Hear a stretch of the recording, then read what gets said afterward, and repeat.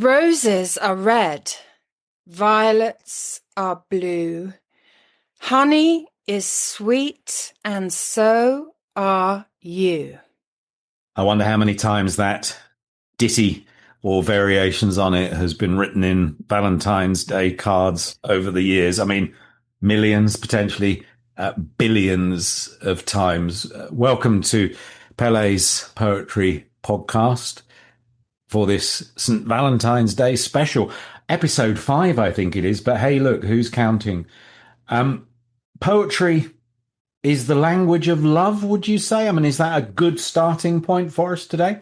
Yes, I mean, first of all, isn't that incredible? Why are those three lines so timeless? And why do they still hold the energy of love somehow when you say them out loud? I think it's the directness of it. And so are you at the end, like it is something being whispered in your ear. And my answer to your question, I think, is that poetry is, of course, obviously the greatest container for feelings of love. Its directness, its use of few words, the way that the words chosen by the poet can translate into the mouths and ears of lovers way after it's been written in the way prose can't or journalism can't. I think also, ironically, and you may not think this initially when it comes to poetry, that it is closest to something said out loud spontaneously in bed or from far away in a letter, something that tells a truth from somewhere deep. That's my answer. Yeah, I'd add that love is certainly the first flush of love as a teenager is such a powerfully felt emotion that it's difficult to understand, to grasp, and that poetry perhaps offers people a kind of way into love, a way of interpreting those feelings. And that we scribble that. I certainly did as a teenager in a St. Valentine's Day card to a potential amour. And it just helped me, understand these, as I say, deeply sort of felt emotions. It's almost Can as you if, remember what the lines of love were that you've well, I received? was very cliched. I went for roses are red, violets are blue, and then I probably changed it a little bit after that and tried to turn it into a joke. But I think those lines or poetry perhaps or St. Valentine's Day ditties are a gateway drug into a wholesale addiction with Yeah, poetry. I think it's also something to do. I've just realised that why poetry is so close to Valentine's is also because the space on the card is very small. You know, you don't have much space to put your words of love down. And that is really an echo of a poem, a page or a sonnet that you have to contain your very economical lines inside its net. I'll just tell you mine because I'm so proud of the two Valentine's cards I received in my history of not receiving very many. One was, these were both anonymous, a very small fish in a very large ocean. And the other one, about 10 years later, was, you are Basquiat to my Warhol. Gosh, that's a bit more obtuse than the big fish and the little fish, or the big ocean and the little fish. Yeah. Both very poetic lines, I think, I Well, thought. absolutely. And maybe, those ditties in those cards are our first sort of efforts at poetry as well. And as I say, a gateway drug that leads to a lifetime of And, poetic and also the addiction. gateway, sorry, the shortness of the line in a card when you open it and it says this very simple sort of unfinished thing is another indicator of a poem, which is that when you write a poem, so much exists between the lines. So much is unsaid. It's like the line takes you off the edge of a cliff and you fly in the silence of possibility, you know. So the spaces in a Valentine's message, I like the spaces in a poem. The origins of that ditty can be traced all the way back to an epic poem by the English poet Sir Edmund Spenser. And Pele, when I say epic, I mean epic. 36,000 lines, Wow. 36,000, um, over 4,000 verses, stanzas in Wow. total, and subdivided into 12 books. So, uh, I should ask you right at the outset, have you read all 12 books? Have you read all I haven't because I 36,000 didn't do lines? English at Oxford. Okay. All right. Well, fair enough. I don't think anybody has I read don't it. think And anyone. no, if you were going to say Please yes, write in and tell us if you have read the whole thing. We would I'd, love I'd to accuse you of know being you. a liar if you said you had. Um, Said to be one of Have the you? no, no, if not the longest poem in the English language, and also uh, the origin of something called the Spenserian stanza. And I hadn't heard of this before we started researching this episode. So a Spenserian stanza is 9 lines, and the first 8 are in iambic pentameter, which is the boom boom heartbeat sort of sound, and 5 boom booms, so 10 syllables for the first 8 lines, and then a slightly longer ninth line in iambic hexameter, which is 6 boom booms, so 12 syllables in total. And he he wrote this thing. And how long did it take him? I'm not sure, but quite some time, given that it takes me weeks and months sometimes to write just one verse. Um, but he wrote it for Elizabeth I. So he was around from around about 1550 something to 1599. He died fairly young at age 46. But he Wow. was trying to ingratiate himself with Elizabeth I, Queen Elizabeth, the fairy queen. And Oh, so it's her, is she? She's the fairy she queen. is the fairy queen. And I don't think it was kind of, romantic love. I think it was kind of, it was platonic love. And he was trying to ingratiate himself with Elizabeth because he needed to make a bit of cash, like a lot of poets do. And he was clearly, it worked. This 12 book epic poem, because she. Elizabeth I granted him a £50 a year stipend for the rest of his life for writing this. £50 a year. Now, I tried to work out what £50 a year from sort of 1580 something would be in today's Mm. money, and it seems to vary between 15,000 and £100,000 a year. But imagine that, getting £100,000 a year. That's kind of poet laureate plus money, isn't it? Really? So If only every person in authority today understood the true value of a poet like she did. yes, we'd all be really, really wealthy, and not living in garret rooms. Shall I read the first verse of the 4,000 verses? Yeah. Lo, I the man whose muse whilome did mask, as time her taught in lowly shepherd's weeds, and now enforced a far unfitter task, for trumpet stern to chaunge mine oaten reeds, and sing of knights and ladies' gentle deeds, whose praises, having slept in silence long, me, all too mean, the sacred muse reads, to blazon broad amongst her learned throng, fierce wars and faithful lose shall moralize my song. So, Rich, how strong is the evidence that Spencer is the true source of this everyday, workaday phrase running through our contemporary brains? Well, there's a question. Um, uh, the evidence is reasonably solid.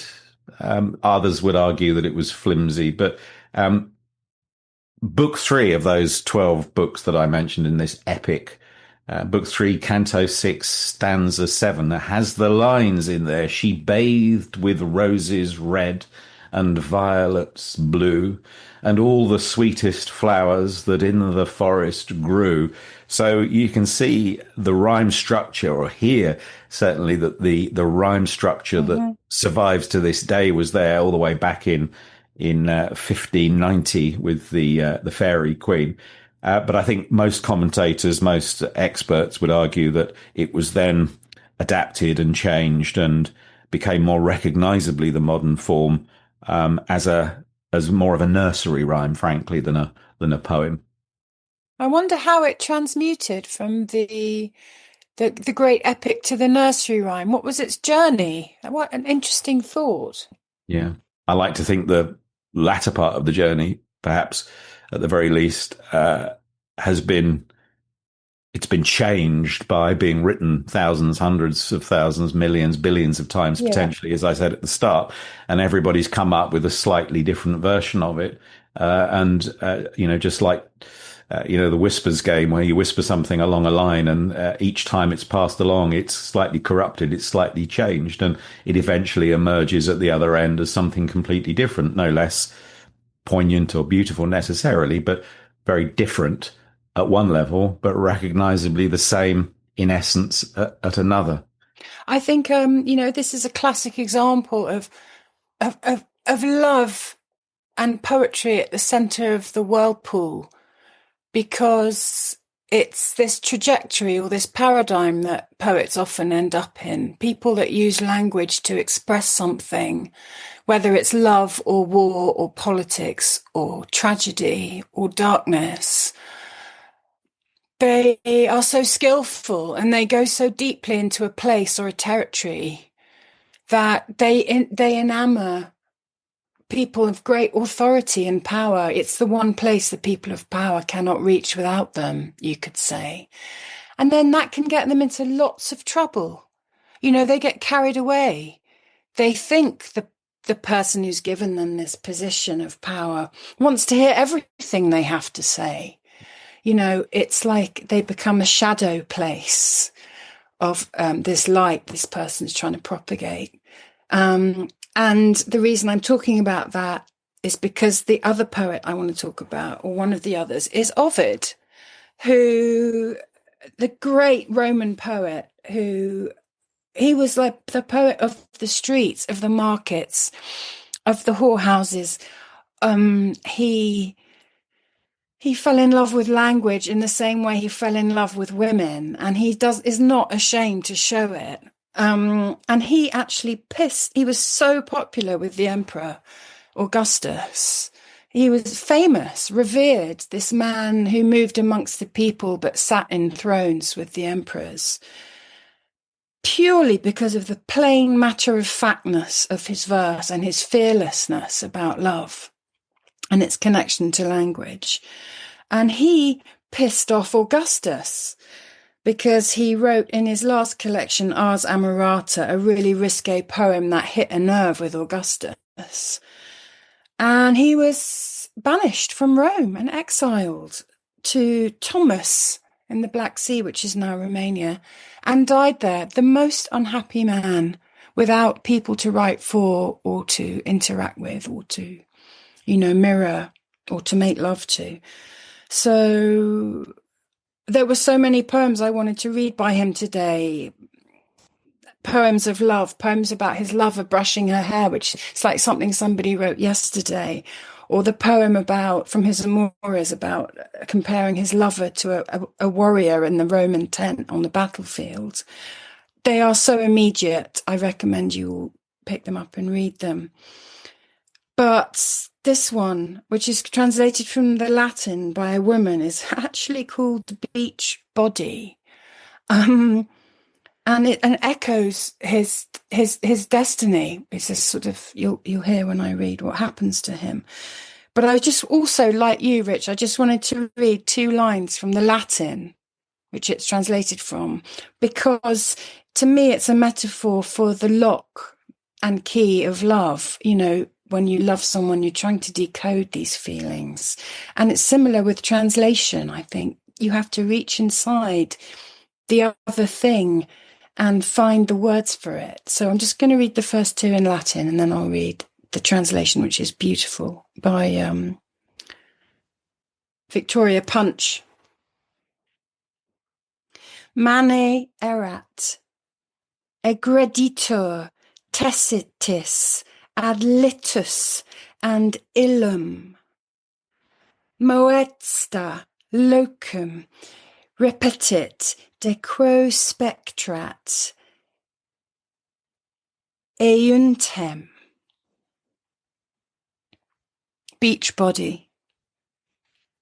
Early morning, down to the shore again, to find a place to grieve, the place he left lingering.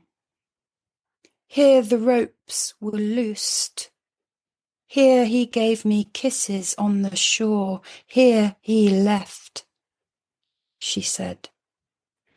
And while she thought and looked and felt, looking out along the shore in liquid space, she saw far off, not sure, a body or something in the water. Wondered what, but then the waves pulled it by still far, a body for sure. Whose? Unknown, but she felt sick for the shipwreck, wept for the stranger as a driving wave brought the body nearer, and as it got bigger, her soul grew smaller now. Near, nearing land, now she could see, now she knew. It was her husband. It's him. She breathed and stretched a shaking hand and tore her face and hair and clothes. How can you come back to me like this? In that bay, a man-made pier, where the waves broke down, she went, she leapt, and this amazing thing. She flew, struck light air, bore wings, compressed and turned, a desolate bird, wave-bound. Lament in a sense for love lost. Yes, well, that's a big part of love. Losing it and finding it and losing it. But Yeah, just, I chose it because that was written in 8 AD. I mean, talk about time machine. Love and poetry help us to hold hands across time for sure. absolutely. It could have been written on the shores of the Mediterranean or the Black Sea or the Red Sea or any other sea for that matter in the 21st century, couldn't it? The translation, though, is extraordinary, isn't it? I mean, we didn't hear I enough of know. the Latin, and I'm afraid I didn't sign up for Latin classes at school. So it was all, I was going to say all Greek to me, it was all Latin to me. But you're absolutely right. I can tell from that the skill of a translator is not just to take the word and to look for the equivalent in this case English, but to try and keep the spirit and the sense and the tone and the time of the poem as well. And it strikes me that Victoria Punch, did you say somebody Punch? Yeah. Mm. It Um, is a kind of love. It is a kind of commitment. It's a marriage translating something because you are giving the original text your soul and it's giving you back its truth. You can't get much more than love than that, can you? no, definitely not. Um, what would you say then the most famous? People are listening to this thinking, well, this is a St. Valentine's Day edition of Pele's poetry podcast. We need some advice. What should we transcribe to the card and send off to our would be lovers? Um, the most famous would it be a Shakespearean sonnet? Well, I obviously love Shakespeare, but I'm not a massive fan of his sonnets. They to me seem quite they're complex. They're like tree branches that are sort of bent and broken and crooked and without leaves on them. I don't know why I feel that, even though he wrote Shall I Compare Thee to a Summer's Day. For me, the love poems actually, although I haven't chosen one today, are written more eloquently, obviously, by women for me. And I'm going to Elizabeth say Barrett why Brown. obviously, but I won't ask you that. I'll No, I just mean, because I'm a woman, I suppose oh, I okay. feel the way they write love more than a man. And Elizabeth Barrett Browning's sonnets from the Portuguese are the best. And the poem I know off by heart, I only really know one, is one of her sonnets from the Portuguese, and I think it's one of the most extraordinary love poems ever written. So that's mine. And what about yours? Well, I think you've probably you've said it by saying women are better able to write love poetry than men with sonnets from the Portuguese EBB. Whew, you put me on the spot. While you think, I don't, and please let me, I don't want people to misinterpret what I'm saying. I think probably there are more great love poems by men than there are by women. But because I'm a woman, that's how I think when I think into language. When I think of a love language, it's the female poets that I feel more clever, that are more have done approached it more cleverly than the men, because they're closer than the closest they are, as close as I am to that kind of language. Yeah. I did an event once about a workshop about male and female poets, the difference between female and male poetry. And it might be nice to do a podcast about that one day, Rich. We should definitely do that. I would sort of zoom out and I would include in my love poems those who had a clear love for something other than another person. So I would extend to love for landscape and include people like Wordsworth, even John Yes, the Clare, clear prelude. love Yeah. for landscape, love for self potentially as well. Of course, that it's all very well. There are a lot of people sitting around, twiddling their thumbs on the 14th of February, thinking, "Well, I haven't had a card. The postman hasn't come with a sack full of love letters for me." So. The toughest love of all, the hardest love of all, is love of self. So there are poems that address that issue. Um, and then there are kind of poems that are talking about one way or another, I guess, love for a person who has been lost to them, either because, hey, the love didn't work out, one or the other moved on, or somebody died. So it's a lament for lost love as a consequence of being bereaved. And I had just a little look at one by a poet called John McCullough. John McCullough, Very good poet. Yeah. an excellent poet, and A living poet, no less. exactly. And there's one called Crown Shyness from his collection Panic Response, which is a lament for a lost love at one level. And I won't read the whole thing. It's got some beautiful lines in there. Um, I'll just read the first 3 or 4 verses to you. It's called Crown Shyness, and it's for Morgan. That's the epigraph at the top. Some days I walk the edge of the park and stop to touch the shrubs, dog rose, spindle. I smile at everyone I meet, a slow blink to show I'm no threat. I follow rhythms of light and sky and the wind that loves me, that keeps diving into my mouth. Recently, I mislaid my mind again. I couldn't pour a bowl of cornflakes. I lay like a zombie beneath a duvet, watching reruns of Friends. The one where John loses it. The one where electricity cooks John's head. The one where flying mountains circle faster and faster. My park is called St. Anne's Well Gardens. And so it goes on. But it's a love of landscape. It's a love of this little park. It's a love of Morgan, for Morgan. Um, it's it's lovely. In fact, let me just go to a line in the middle because he talks about the word conspiracy, which is from the Latin conspiraria. Don't know how you say it in Latin, but conspiracy is from the Latin word to breathe together. Oh, And I lovely. think that um, love is about breathing together, whether that's breathing in the landscape of a park, of a bit of countryside, breathing in the same air as one's lover or one's partner. So that's a lovely example, I think, of love lost. Beautiful. And just the clarity, like that, it's that kind of poem that is sitting right next to you while you're eating your cornflakes or looking out of a window. Nice comfort if you are alone on Valentine's Day. But I thought you might like to know the poem that I'm going to be sending on Valentine's Day to my lover.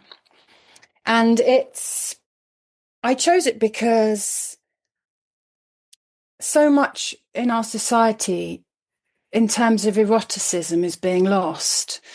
Despite this massive communication highway that we live on, the small subtleties are dissolving somehow. And the erotic poem is one of the things that I really think we need to keep close to on Valentine's Day, particularly because um, again, a poem is made for erotic language. Um, it's short, sharp shocks, it's unresolved quality. That breathing thing that you talk about is very breathy, an erotic poem. Um, Also, who's the poet we're in love with? Who's the poet we want to go to bed with? If you're on Valentine's Day on your own, which I will be, um, go to bed with a poet, a great one. It's just as, it's just as exciting and intriguing and mysterious. So my poet lover, and who's always has been, is John Donne, the great metaphysical poet. And I can never get the measure of him like a good lover. He's the one I want to love me. So I'm going to read this one, The Expiration, which just as listeners, I hope I can communicate what I'm saying about this breathy, erotic, dirty, naughty feeling he conveys from all those hundreds of years ago. He's still lying next to me. So, so break off this last lamenting kiss, which sucks two souls and vapours both away. Turn thou ghost that way, and let me turn this, and let ourselves benight our happiest day. We asked none leave to love, nor will we owe any so cheap a death as saying go. Go, and if that word have not quite killed thee, ease me with death by bidding me go too. Oh, if it have, let my word work on me, and a just office on a murdered doe, except it be too late to kill me so, being double dead, going and bidding go. That's pretty naughty for. He was a clergyman, wasn't he, John Donne? Do we know who he was writing about there? Did he have anybody in mind? Do we know? Have the scholars We never investigated? really know who it is, and I think that's part of its charm. We're always querying Shakespeare's sonnets, aren't we? Who was it? Who's that woman in that poem? And what's that? Whose eye is that in that sonnet? But we don't feel that way about John Donne. I think perhaps because he's so unspecific about the lover next to him, he opens up the bed and lets anyone in. And there's that one line. Let me just call it back up here. I've got it in front of me. Um, well, it was the opening line. So break off this last lamenting kiss, which sucks two souls and vapors both away. That kind of breathlessness of the sharp intake of breath and the fact that you can be lost in the moment, that you can vaporize. I mean, love has the power to do that, but the words he's used to give a sense of that are very carefully chosen and make the point beautifully. I love this, like that turning in bed, the way he was moving around, and he captures it. Turn thou ghost that way, and let me turn this, and let ourselves benight our happiest day. Shake off the ghosts. Oh, absolutely wonderful. And he also I'm equates I'm love. I'm, I'm swooning. There we are. Well, It's look, we know who working. Pele. We know who you're going to be tucked up in bed with on St. Valentine's Day night. It's going to be John Donne. It Uh, is. I'm not telling you I'm going to be in bed with on St. Valentine's Day night. That's not for broadcast. But there will be plenty of people, of course, for whom every night is a night spent alone, without another, without a lover. And there are poems one could choose that express this idea of the importance of self love, because as I said at the start, I think self love is one of those things that you can spend a lifetime working on and never quite crack. It's so very important as a foundation block for a good life, isn't it? If one doesn't love oneself, it's really hard to love other people. It's really hard to be, self actualized, if I could put it that way. So, who can we learn from as far as self love is concerned?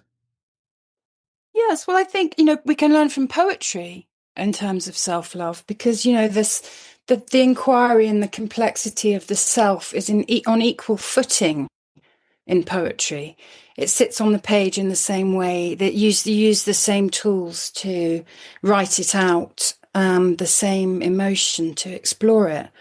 So it doesn't divide the lover and the non-lover. And I think that's why it's such a good thing to reach for at any time of the year. But I've chosen another one of my favorite poets. See, I'm swooning again. You're going to Is be, Derek this is going to, Walcott. oh, Derek Walcott. I was going to say there, but it's cheap and tacky. Well, I will say it now because I've started saying it. So you're going to be in bed with John Donne and Derek Walcott. Okay? Yeah, I This is a think so. menage a trois of poets. Anyway, look, sorry. Um, Yes, banish why that not? thought, banish that thought from your mind, dear listeners. Um, Covered in piles of books. exactly. Um, so which of Walcott's poems have you chosen? Walcott, you dear listeners, you must all know, and some of you probably do know, wrote the great contemporary version of the Odyssey. He's a St. Lucian poet. It's called Emeros. Look it up on Wikipedia. We'll put it on our reading list for the week. And you'll see just the glory of interpretation and translating, another great translator of Homer into contemporary frame. But this is a short poem that he's written, which lots of people reach for, called Love After Love. The time will come when, with elation, you will greet yourself arriving at your own door, in your own mirror, and each will smile at the other's welcome and say, sit here, eat. You will love again the stranger who was yourself. Give wine, give bread, give back your heart to itself, to the stranger who has loved you all your life, whom you ignored for another, who knows you by heart. Take down the love letters from the bookshelf, the photographs, the desperate notes. Peel your own image from the mirror. Sit, feast on your life. Gorgeous poem. And so very self-explanatory. It needs no interpretation boards. It doesn't need explanation. We can see ourselves looking into that mirror as Derek Walcott was looking into the mirror. There's a line in there, Pele, which reminds me of something. Who knows you by heart, Derek Walcott said. And you said earlier that you knew Elizabeth Barrett Browning's songs from the Portuguese, Sonnet 43, by heart. It would be blindingly obvious and a little cliched for you to recite that by heart. And in any case, you might fail the test under pressure. So you read Derek Walcott, and I shall read us out from this special St. Valentine's Day edition of Pele's Poetry Podcast with the How Do I Love Thee, Let Me Count the Ways sonnet from Elizabeth Barrett Browning. Happy Valentine's Day, everybody. That's not how it starts, by the way. How do I love thee? Let me count the ways. I love thee to the depth and breadth and height my soul can reach when feeling out of sight for the ends of being and ideal grace.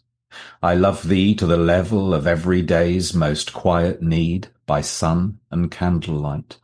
I love thee freely as men strive for right. I love thee purely as they turn from praise. I love thee with the passion put to use in my old griefs and with my childhood's faith. I love thee with a love I seem to lose with my lost saints. I love thee with the breath, smiles, tears of all my life. And, if God choose, I shall but love thee better after death.